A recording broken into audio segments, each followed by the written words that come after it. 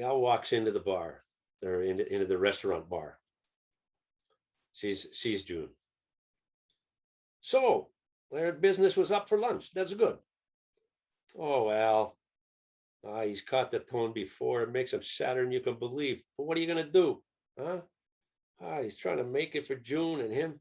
You can't stay at the head of the crowd anyway. It seems like only yesterday, anybody with a downtown sidewalk cart or a food truck serving plain boiled wieners with squeezed mustard was a lunchtime hero. Huh? Trying to open a restaurant. Look, like the guy's a hero with his own TV show. Swarmed like flies, the office workers. Then one season, somebody started with sausages on a street, German, Italian, Polish, and that trend swept over everything. Dog came next. Dog, if you can believe. Huh? People standing in lines halfway around a block.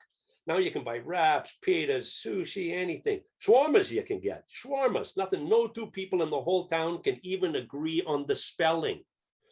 People plan. He's not making this up. They plan on what cart to meet at for lunch and hang around on the sidewalk, stuffing their faces instead of sitting down like human beings. Or pack into a food court in a mall. Plastic, scrunch up your leg tables, surrounded by holes in the walls, serving so much grease, salt, and nitrates. Why don't you buy lunch right from Monsanto?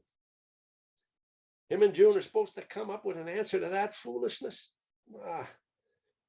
Anyways, you better put a lid on it. June's off her head today, and one of them's got to hold it together. Oh, man. Out of the sight of the customers, he sneaks a hand around her waist.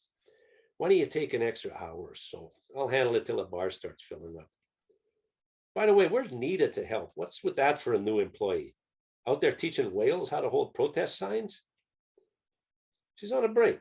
She was good at lunch, June says. Most of the customers knew her, so maybe they'll tell their friends who'll tell their friends who will go nowhere. What a laugh. Here, honey, here. Take my jacket. They're calling for showers. June's looking another direction, or out the window, or into the future, or nowhere at all. Al, am I old or young? What are you talking? I don't feel old. Sure, I hurt in places and my tits and ass sag, but inside, they say it's good to feel young. But what scares me is maybe I'm young in all the bad ways. I make the same mistakes. I reach decisions for reasons I can't back up. I keep on at things that scream, wake up, right in my face. I tell myself I've learned along the way, but whatever I've picked up doesn't seem to have affected my behavior. So, do I have an old body with young thoughts and feelings that never even caught up? The worst of both worlds.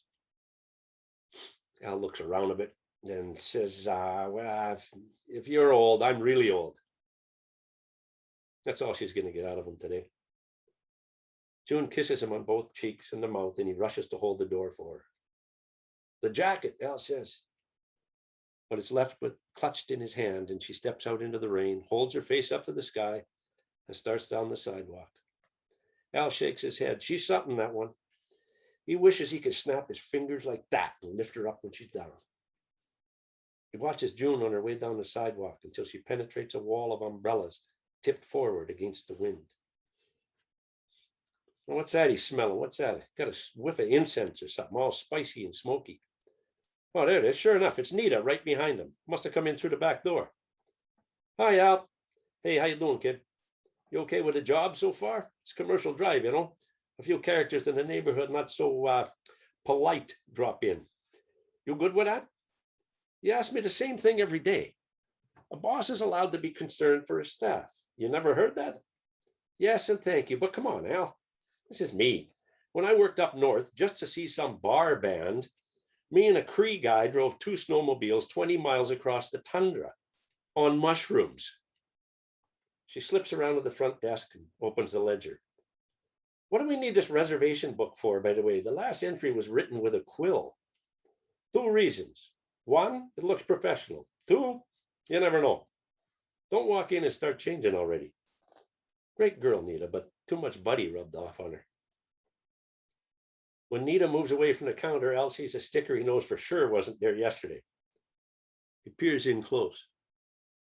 The revolution has to proceed at a furious pace. Whoever gets tired has the right to get tired, but not to be in the vanguard. Huh? Al chuffs. That all about? Che Guevara, Nita says. Che Guevara? Che Guevara. Yeah, we knew a little bit about kicking out the big shots in Italy too, in case you never heard. But when we tear down, afterwards we build up, not like them bearded bums. Al, remember the last time we talked politics? Yeah, I'm with you. Let's leave it alone. But take off the sticker, please. And if you want a rule of thumb to go by, anything you get at hippie shops, don't hang it here. Hippies? What year is this, Al? You know what I mean. Hey, you, Nita says in a shaky impersonation. Name's Al Esposito. Call me Al. You wouldn't be one of those, what is it, a hippie, would you?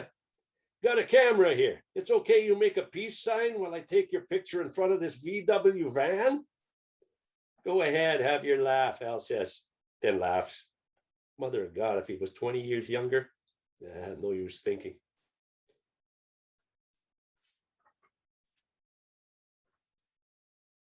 Yeah, business should work out like this all along. Really. He'll let Nita go, let her have a little rest. Mostly because he wants to sit there by himself. But, that's how business works. The boss gives a little, employee gives a little. Civilized way to go through life. Except Al's left to deal with that table, where an argument is broken out over the bill.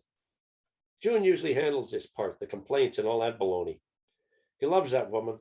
God, loves her heart and soul. Plus, they're a good match in practical matters. He's convinced that's what everybody tries to do, even if they don't realize it.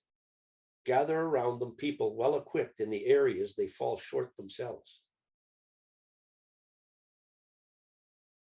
There's only 2 people left now, still looking at him. From their indignant faces, Al might have been caught spying on him in the shower. God, he's been here 10 minutes. 10 minutes, and this is what he's got to deal with. June and Nita better not be long, or they'll be cutting him down from a rafter like drying prosciutto. The end.